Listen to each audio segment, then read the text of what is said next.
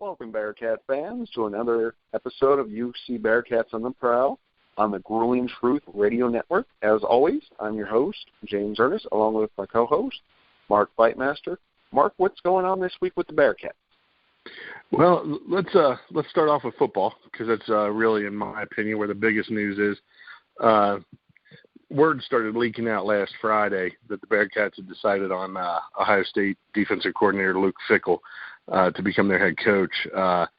It didn't get officially announced until Saturday, which caused some speculation on other facets of the contract. But they've locked him up for, I believe, a 6-year deal. And from the things I have read, he's going to be making pretty close to about the same amount of money Tommy Tuberville was. So I think financially it's a decent contract for UC. You and I were talking before we came on the air. I think it's a great hire, and this is coming from a lifelong Ohio State fan. My friends will tell you that. They know that I'm more biased to Ohio State when it comes to football than I am to UC. Luke is a great defensive coach, defensive mind, and as you and I were talking about, that's something UC hasn't had since D'Antonio. So I think that is going to be a big plus for the team going forward. He'll find somebody to run the offense, and it'll be fine because they have talent there. But he is going to help turn things around on the defense. And so I really like the hire. I think it was a great decision on their part. But what about Combs? We need Combs. Yeah, well, and that was some of the speculation I was talking about, because with them waiting a day to announce it, and I guess there was some rumor that there was going to be a board meeting on Sunday, like a board of regents or a board of directors meeting.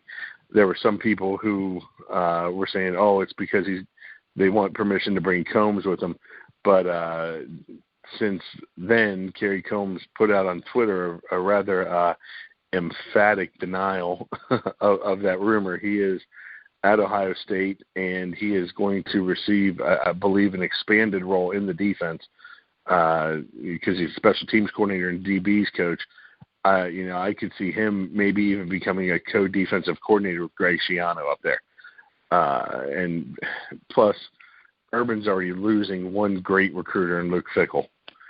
He wasn't going to lose his other top recruiter in Carrie Combs.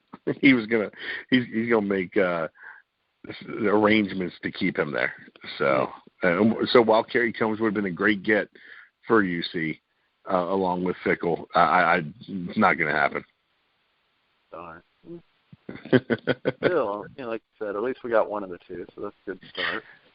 Well, yeah, and I think a lot of people who are not familiar with Ohio State really overlook how integral Fickell was in recruiting a lot of players. He knows Florida very well, and he knows Ohio very well. And when you're talking college football, that's two areas you have got to recruit. And I think something that Fickell said that UC fans need to take as a positive is that he has said he's going to hit the local high schools again, and he reached out to local coaches and said that he's going to be recruiting the Cincinnati area, and that was one big complaint about Tuberville. Yeah, he didn't show much interest in Cincinnati, which was odd. I mean, with the talent that they have in the area. Exactly. I don't get it. I think, Fickell will come in, and I think he will do a great job with the recruiting. And he has been saying the right things since the announcement was made. He went in and met with the players, and there was a video of him meeting the players, and he said, I was excited when I took this job, and now that I'm looking in your eyes, I'm even more excited. He also, at his press conference, talked about being a role model for the kids on the team, and being a role model for the area, and just building a good, solid program. And that's what UC needs, and that's what this area needs after the disappointment of the last 3-4 years, the Tuberville era. It's just that's what we needed was some enthusiasm. And like I told you before we came on the air, Fickell is not an outwardly enthusiastic guy. He's not Carrie Combs when it comes to, maybe the media and what people see. But when he's on the sidelines with the players, he's outwardly very enthusiastic. He's got a lot of emotion. So I think, well, quite honestly, he to me is the polar opposite of Tommy Tuberville. So it sounds like you're very sad and distraught by the fact that we didn't get Lane Kiffin so he could bring in, what was it, guys who punch women? Yeah. I can tell. I can hear the sadness in your voice. Yeah. You're like, oh man, if we could have only got a guy who seems to not know what he's doing with his first pick and going. Yeah. Florida State's like, we don't want them anymore. Yeah, the disappointment is palpable, right? What's funny is he how bad does he think things are for him as far as becoming a head coach? He took the Florida Atlantic job. Yeah, it made no dang sense. I mean, shoot, at that point, it's more prestigious to stay at Alabama, keep winning titles, or at least keep winning the SEC, and keep staying highly ranked, even if you're not doing anything. Yeah, exactly. And interestingly enough, Luke Fickell's name had been mentioned a lot with Florida Atlantic because it wasn't as big a name program, and it'd be a great place for him to be a first-year head coach. And then also the athletic director down there has some ties to Ohio State, so he knew Fickell through that. But Florida Atlantic, good for them. They got, in theory, a big-name coach. So we'll see what Kiffin can do down there. That'll be interesting. Yeah, because you have to add the words "in theory" because after his USC days and his Tennessee days, and it just, that was some. But anywho, back to UC. The men's team has been doing quite well. Mm-hmm. So what are your thoughts on them? Well, we talked last week when we had our mean on about the Butler game coming up. And that night they lost on a buzzer beater to Indiana State, or not a buzzer beater, but a couple free throws near the end of the game. And that gave me a bad feeling about the game going into it. The 2 games at Hinkle Fieldhouse in a row, you just don't lose 2 games if you're Butler. And I hate saying this because I sound like a bitter fan. At times, UC was playing very well considering it was 8-on-5 at times. The refereeing was suspect in my eyes and in the eyes of the people that I was watching the game with. There's a play where a player has the ball and is standing there, gets shoved in the chest by a defender, and the call is traveling, and then there's a quick technical following it when Mick Cronin says that was a foul. So there were times that things happened in that game that made me scratch my head. It's really not a bad loss. You go into Hinkle Fieldhouse and play all right. I mean, if you look at the stats, Kyle Washington did very little. Jacob Evans did very little. There wasn't a lot of contributions from the bench guys. So, it was like Troy Copain was out there with Gary Clark, and they were the 2 guys scoring. So that was a tough loss, but they had a really nice rebound game last night. You were there to cover that. And like you said, almost ran over a couple times, and I was right by Kyle when he fell down. I'm not sure because you've seen him play several times. Does he always run like he is injured or has never walked before in his life? It's kind of funny. I liken him to my 4th grade son. When my 4th grade son played basketball, he's very tall for his age. And he had his legs and arms are very long, and he was having a hard time getting used to them. And I always said he ran like a baby deer or a baby horse learning to walk. And at times, Kyle Washington looks like that sometimes. But man, that boy can score. He is something else underneath. Yeah, he does and jump a little shot and all, and it's great. I mean, he's about the basket, and he kind of drops it in from about 5-10 feet away. So it's not like a dunk. Actually, it kind of reminds me like a volleyball move if you could grab the ball. Because, I mean, he just full extension, and it's pretty interesting. But, yeah, he was down early in the game, and there were a lot of us that were worried that he had hurt his leg. Because he lay there for a little bit.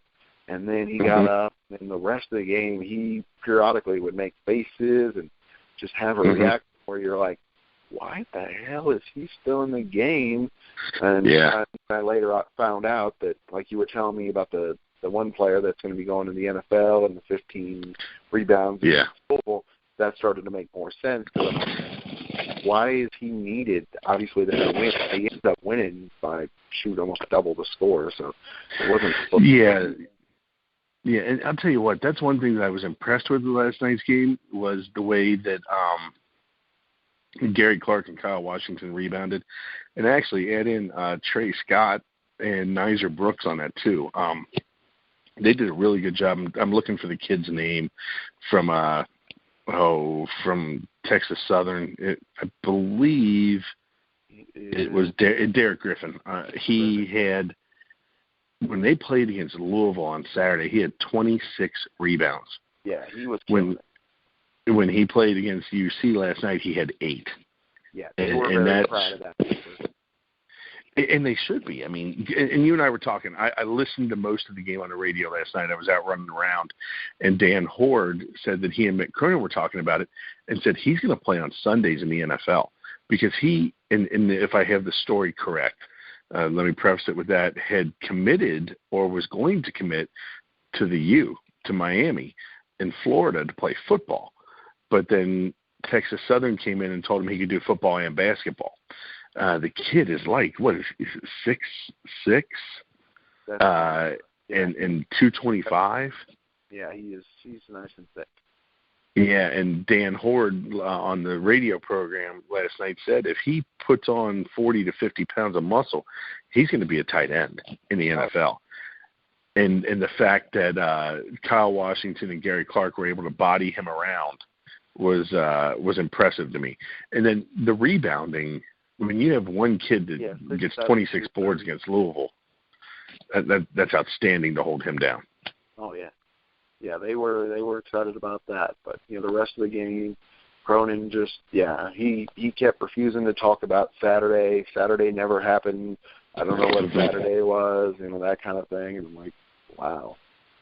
And, Saturday's game really was an anomaly for the season because they've been rebounding well, they've been shooting well, and it just didn't go right for them on Saturday. And I'm guessing it was just one of those games because they came out last night on a mission. I felt bad for Texas Southern. And what was interesting to me, it was a close game until about 10 minutes left in the first half. And then all of a sudden, UC's defense clamped down, their offense opened up, and they started making shots. I think they ended up shooting close to 60% on the night. Yeah, they definitely. You're right. The second half was the bigger gap. Yeah, in the first half, you're right. It was very close. I mean, but fortunately they kicked it in gear. Yeah. Yeah. Well, and then they held Texas Southern. In the post-game comments that I listened to, Cronin said, they had 14 offensive rebounds, meaning Texas Southern did. Yeah. And he said, but I can't get disappointed with that when they missed 47 shots. Mm-hmm. So that goes to show you they were really working it on the blocks. Oh, yeah. They were which is going back to what UC basketball has been in the past. So, and I think it's a direct reflection on the fact that we have Kyle Washington in there. And he does a great job working with Gary Clark. I mean, the way those two pass underneath is outstanding. It is impressive. So, but I think last night's performance is an indicator that things are okay with the team. It wasn't a thrilling win. Texas Southern isn't the best team in the world, and quite honestly, Saturday's game should be pretty similar because they're playing Fairleigh Dickinson, who's like 2-8. So, But yeah, it was just weird though, because they were asking about why Moore had started over Washington, and they were hinting about Saturday's game, and that idea to him, the Cronin, just was like the most offensive thing they could have said. Like they could have said your mama jokes to him, and it probably wouldn't have bothering him as bad as, hey, why is Moore starting tonight instead of Washington? Did it have anything to do with Saturday? At that point, yeah, I mean, he was ticked. Interesting. You see, I didn't even think about that, about it being tied to Saturday. In fact, I was afraid that it was going to be tied more to health than anything. Yeah, I thought he might be injured. It had to do with practice, and that just, practice will always dictated the game. The other games don't matter. It's going to be what happens in practice. So I don't know, good, bad, or indifferent. So if that was saying that Kyle's had a bad week of practice, and if he did have a bad week of practice, is that why it felt like they were leaving him out there when they should have been more concerned about him possibly being injured? He went down. He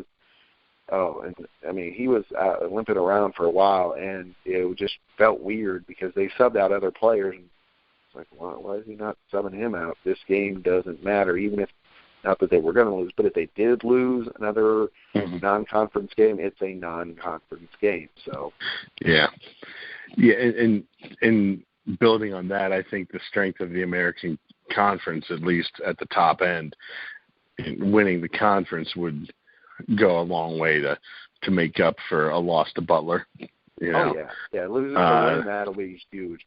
Yeah, because if they can win that conference, because there's some good teams in there. I agree with you. Oh yeah. Yeah, and they've got two more warm-ups. They've got Fairleigh Dickinson on Saturday, and then I believe they have Marshall after that. And then they get into the AAC with who's their first game? At Temple. So now, Temple just got beat by Villanova, I believe, but they're the number one team in the country. Yeah, Villanova's insanely good. Yeah, so we'll see. We'll see what comes down the road for them, because this has been. This is one of the more exciting teams that Mick has had in a while.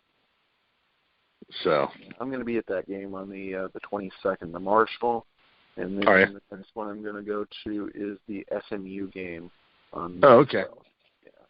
Yeah, and that could be an interesting game. SMU likes to run a little bit, but we'll see what happens there. I still have to look into their program a little bit more. I just know in the past when Larry Williams was there, they had gotten better, but then again, everywhere Larry Williams goes gets better, and then something happens, so like recruiting violation.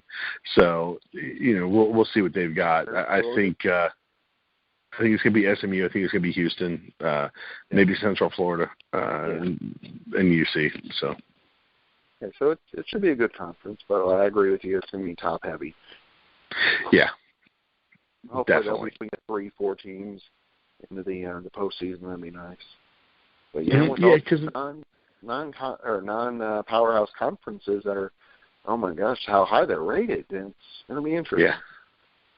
Yeah, and oh gosh, who was it? It might have been Gino Gaudio on ESPN a few weeks ago.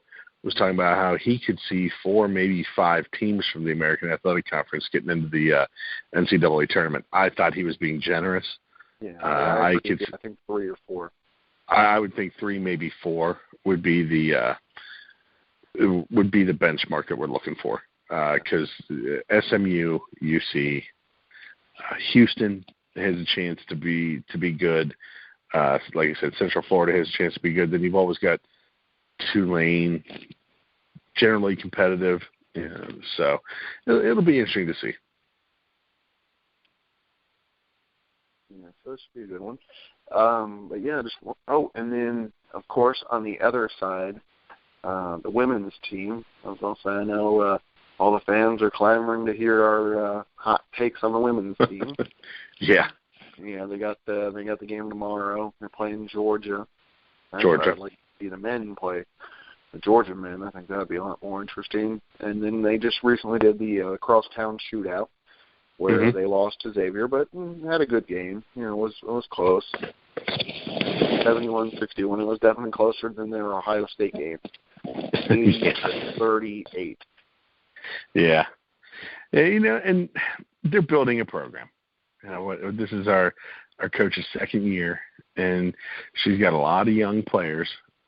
So we have to be patient with the women's team. And, of course, there's nobody here screaming for the women's basketball coach's head because they're not getting to the tournament. So she's got some time to build something. But, again, whenever we talk women's basketball, we always go to the pinnacle, UConn. It's going to be it's going to be impossible to beat them. Yeah. So what you got to do is you got to build a program that is going to kind of like what Notre Dame's doing, maybe what South Carolina women's team is doing with getting a coach and building it from there and seeing what happens. It's all about depth, and that's the unfortunate thing with UC right now. They have two very talented young ladies, Anna Owens and Denise Johnson. I mean, both of those two are doing a great job. But the rest of the team, it's hit or miss, and mostly miss. Yeah. It's just it's rough. It's hard to build a program when you try to think of the best way to say this. When you want to build a program, you have to have patience, but patience is so is it such a premium now with athletic departments? Oh gosh, most athletic departments don't give you time. Right, and anybody that comes in is going to need time unless somehow UC can convince Gino Auriemma to leave UConn and come to Cincinnati. He and maybe a couple of the coaches out there are ones that can come in and make an immediate impact.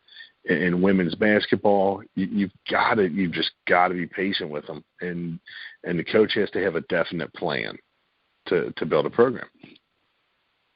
Exactly. I mean, like, say if Cheryl Miller came in or something like that, somebody who's a legend in that sport. But you're right. I mean, otherwise, a normal coach, you just got to give them time, and they'll get there. Because I think the coach is going in the right direction. She knows what she's doing. She's a good coach. It's just the disadvantage of, having to start, with what was in the cupboard. So she'll get there. Right. But, I just wanted to touch on them and all that. Because I know GP, he's a big fan of inclusion of sport, women's sport. He probably stopped the podcast when I brought up on the topic when he goes back to it, if he listens to it. Yeah. But I'm hoping the weather ain't too crazy bad, and then I'll get to go to the game tomorrow against Georgia because I think they might give them a run for their money. See for that works out. And I'd love to see that because they're playing an SEC women's team, and SEC women's basketball is competitive. And if they can hold their own or beat one of the middle of the road or one of the better teams in the SEC, it's going to show you a lot. So definitely. It's a good measuring stick game for them. Winnable games. I mean, they got Clarin, East Illinois, and Chicago State. Which I would love to go to that university one day and just try to explain to them Chicago is not a state, but it's not a state. Seriously, why do you call it Chicago State? Well, because Chicago's it's not a state. Therefore, you lose your ability to be a college. You can't even name the dang thing correctly. Yep. Oh man. As always, folks, we are glad that you joined us on the Grueling Truth Radio Network on the UC Bearcats on the Prowl. Any closing words, Mark? I think we've got a lot of reasons to be optimistic for UC sports across the board. The ones that we're covering, the basketball and football. They've made a lot of good moves here, and I think fans, again, as long as they are patient, are going to be happy and see this pay off. So, kind of a quick state of the union for the athletic department. I really like what they're doing. Excellent.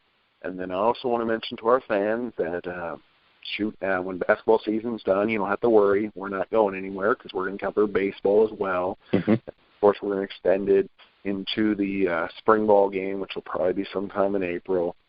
So from probably April to August, there might be a little bit of a lull because there probably won't be too much to cover there. But pretty much year-round, you're going to be able to get your UC Bearcats information here on the UC Bearcats on the Prowl. So thank you for joining in.